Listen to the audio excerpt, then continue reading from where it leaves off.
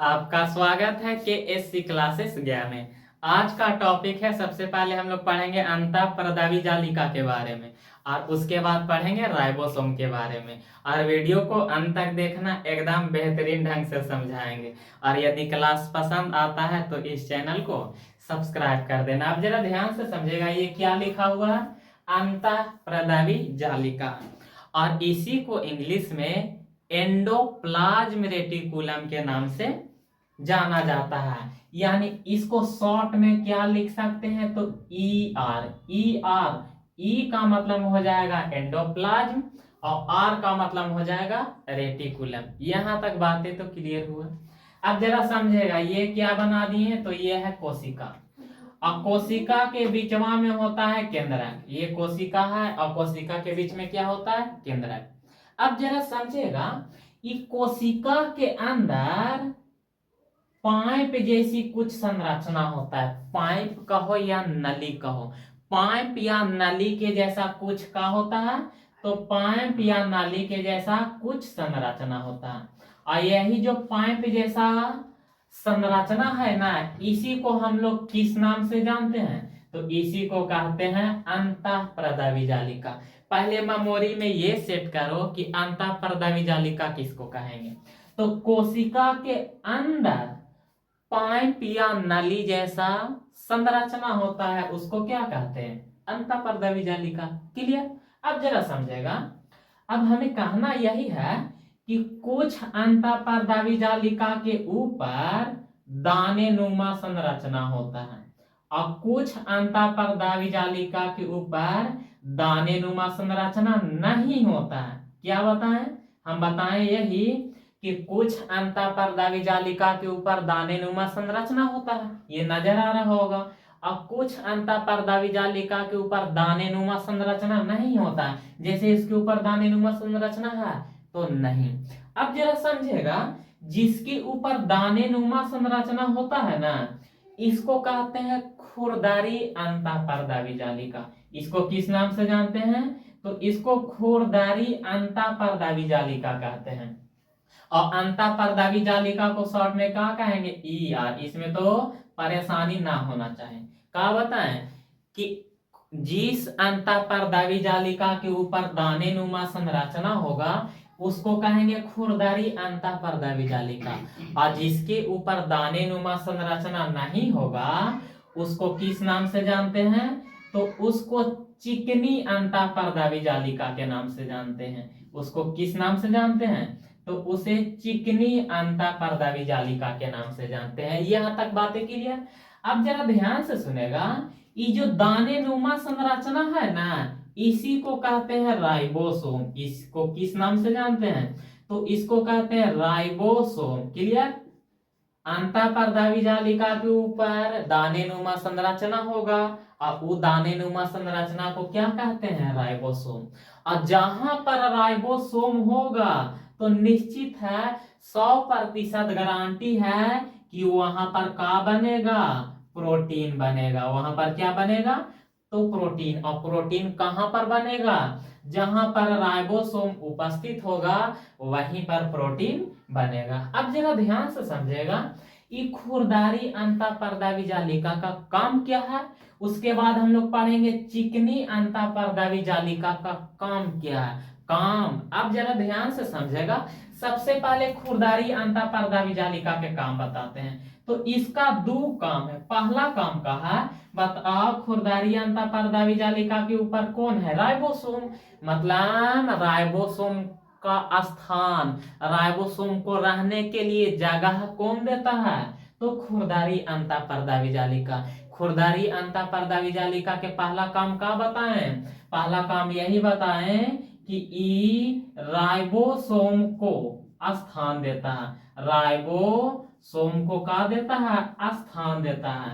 अब यहां से सवाल बनता है कि राइबोसोम को रहने के लिए जगह कौन देता है, तो खुरदारी अंतःपरदावी जालिका। दूसरा काम का है, दूसरा काम है कि ये प्रोटीन बनाता है। क्या बनाता है, ये प्रोटीन को बनाने का काम करता है। प्रोटीन बनाने का काम करता है। क्यों? क्योंकि वहां पर राइबोसोम है, और राइबोसोम है तो निश्चित है कि प्रोटीन भी बनेगा। यहां तक बातें क्लियर? क्या बताएं? कोशिका के अंदर पाइप या नली के जैसी संरचना होता है, उसको कहते हैं अंतःप्रदावी जालिका। और जिस अंतःप्रदावी जालिका के ऊपर दानेनुमा संरचना होता है उसको कहते हैं खुरदरी अंतःप्रदावी जालिका। और जिसके ऊपर दानेनुमा संरचना नहीं होता है उसको कहते हैं चिकनी अंतःप्रदावी जालिका। क्लियर? उसके बाद बताएं क्या कि जो दानेनुमा संरचना होता है उसको क्या कहते हैं? राइबोसोम के नाम से जानते हैं। उसके बाद बताएं कि खुरदरी अंतःप्रदावी जालिका के काम, तो पहला काम क्या है कि ये राइबोसोम को रहने के लिए स्थान देता है, और दूसरा काम क्या है कि ये प्रोटीन बनाता है। और ये तो बात याद होनी चाहिए कि जहां पर राइबोसोम होगा, राइबोसोम होता है तो वो क्या बनाने का काम करता है? प्रोटीन बनाने का काम करता है। क्लियर? अब जरा ध्यान से समझेगा। अब हम बताते हैं चिकनी अंतःप्रदावी जालिका के काम। तो इसका काम क्या है? किसका? तो चिकनी अंतःप्रदावी जालिका का काम, इसका काम है वसा का निर्माण करना। किसका निर्माण करना? वसा। और वसा को ही क्या कहते हैं? लिपिड कहते हैं। वसा को क्या कहते हैं? लिपिड। मतलब वसा का संश्लेषण कौन करता है? चिकनी अंतःप्रदावी जालिका। और प्रोटीन का संश्लेषण कौन करता है? तो खुरदरी अंतःप्रदावी जालिका। ये वाला बात अवश्य है, मतलब जरूरी है ये याद रखना कि जब प्रोटीन का संश्लेषण पूछेगा तो कौन करेगा? खुरदरी अंतःप्रदावी जालिका। और जब कहेगा वसा का संश्लेषण कौन करता है तो चिकनी अंतःप्रदावी जालिका। क्लियर? बताओ, पढ़ने में मजा आ रहा है? हाँ, ये तो गलत बात है। जिसको पढ़ने में मजा आ रहा है समझो उसको सवाल नहीं याद हो रहा है, बल्कि उसको ज्यादा ध्यान कहाँ है? लाल पीला पे। क्लियर? अब जरा ध्यान से समझेगा। चलो अब यहाँ आओ। अब हम लोग पढ़ेंगे राइबोसोम के बारे में। अब हम लोग किसके बारे में पढ़ेंगे? राइबोसोम। तो अभी तुरंत बताएं राइबोसोम क्या बनाता है? तो प्रोटीन। राइबोसोम क्या बनाने का काम करता है? तो राइबोसोम प्रोटीन बनाने का काम करता है। अब जरा ध्यान से समझेगा कि राइबोसोम किसको कहते हैं? राइबोसोम। राइबोसोम क्या बनाता है? तो राइबोसोम प्रोटीन बनाने का काम करता है। इसीलिए प्रोटीन के फैक्ट्री किसको कहते हैं? राइबोसोम को कहते हैं। अब जरा ध्यान से समझेगा। ये क्या है? कोशिका। ये क्या है? कोशिका। अब कोशिका के बीचवा में क्या है? केंद्र। क्लियर? अब उसके बाद जरा समझेगा, ये वाला बना दिए नाली के जैसी संरचना, ये कहाँ कहलाएगा? अंतःप्रदावी जालिका। तो जरा ध्यान से समझेगा, राइबोसोम कोशिका के अंदर होता है, लेकिन छोटा छोटा थैली के तरह होता है। क्या होता है? छोटा छोटा एकदम थैली के जैसा होता है। उसी को क्या कहते हैं? उसी को कहते हैं राइबोसोम। क्या बताएं? कोशिका के अंदर राइबोसोम होता है, लेकिन छोटा छोटा थैली के रूप में होता है। लेकिन कोशिका के अंदर राइबोसोम तो होता है, और यही राइबोसोम कोशिका के अंदर कितने रूप में नजर आता है? तो 3 रूप में नजर आता है। पहला रूप में कैसा? तो पहला रूप में अंतःप्रदावी जालिका के ऊपर होता है। पहला क्या बताएं? ये अंतःप्रदावी जालिका के ऊपर होता है। उसके बाद दूसरा रूप में होता है कि कोशिका के अंदर जहां तहां बिखरा पड़ा होता है। कौन? तो जहां तहां बिखरा पड़ा होता है राइबोसोम। और उसके बाद तीसरा रूप में कैसा होता है? तो राइबोसोम गुच्छा के रूप में होता है। राइबोसोम किस रूप में होता है? गुच्छा के रूप में। बताओ, राइबोसोम समझ में आया? क्या बताएं? राइबोसोम प्रोटीन बनाने का काम करता है। गांठ बांध के याद कर लो। उसके बाद बताएं कि कोशिका के अंदर छोटा छोटा थैली के रूप में एक संरचना पाया जाता है, उसी को कहते हैं राइबोसोम।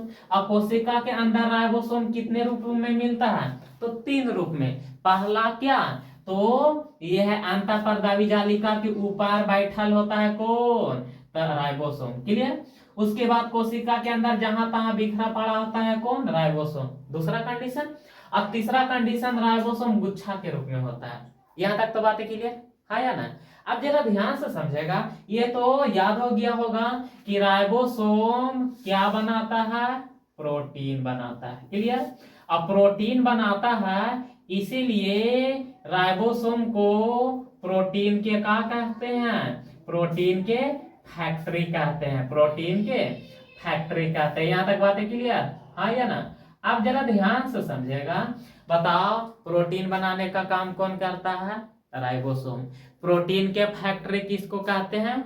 तो प्रोटीन के फैक्ट्री भी राइबोसोम को कहते हैं। राइबोसोम दो वैरायटी की होता है, मतलब राइबोसोम कितने प्रकार के होता है? दो प्रकार के।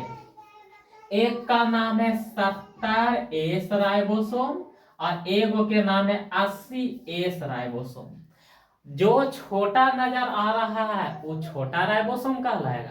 तो बताओ छोटा नजर कौन आ रहा है? 70, तो ये छोटा राइबोसोम कहलाएगा। अब बड़ा कौन नजर आ रहा है? 80, तो ई का कहलाएगा? का कहलाएगा? बड़ा राइबोसोम। अब यहाँ से सवाल बनता है कि एस का मतलब क्या होता है? सवाल यहाँ से क्या उठता है कि ये जो 70S है इसका मतलब होता है का? तो याद रखना एस का मतलब होता है सेडरबर्ग। क्या होता है? एस का मतलब होता है, एस का मतलब होता है सेडरबर्ग। एस का मतलब क्या होता है? तो एस का मतलब होता है सेडरबर्ग। क्लियर? एस का मतलब क्या होता है? सेडरबर्ग। SEDERBERG। क्लियर? एस का मतलब क्या होता है? तो एस का मतलब होता है सेडरबर्ग।